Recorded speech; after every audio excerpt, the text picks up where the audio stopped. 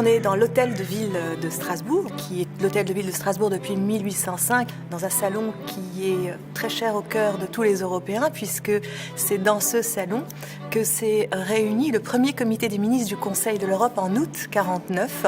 C'est ici que l'Europe qu'on connaît aujourd'hui, a pris naissance. Notre ville, notre territoire a été disputé pendant longtemps par la France et l'Allemagne, et elle symbolisait à cet égard la paix, la reconstruction et la réconciliation franco-allemande.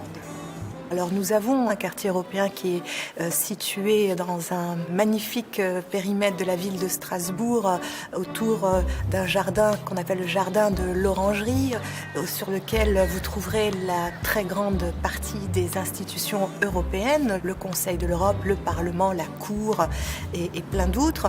Mais vous trouverez également une autre infrastructure de la ville, le lieu d'Europe, qui est la cheville ouvrière de la politique de notre ville en matière de promotion de la citoyenneté européenne. La particularité de Strasbourg est d'être le siège d'institutions à la fois de l'Union européenne et du Conseil de l'Europe.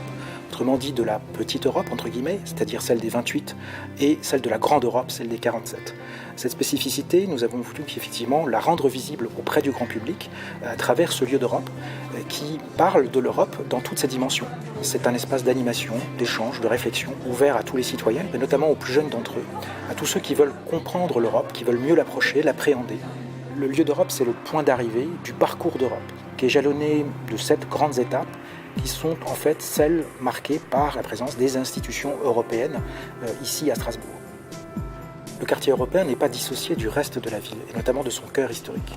L'idée du parcours touristique européen est d'offrir justement aux visiteurs la possibilité de partir du cœur historique traditionnel pour aller vers le quartier européen et de découvrir ainsi à la fois la dimension patrimoniale historique de Strasbourg et en même temps la dimension européenne, maintenant patrimoniale également, grâce au label qu'offre également Strasbourg.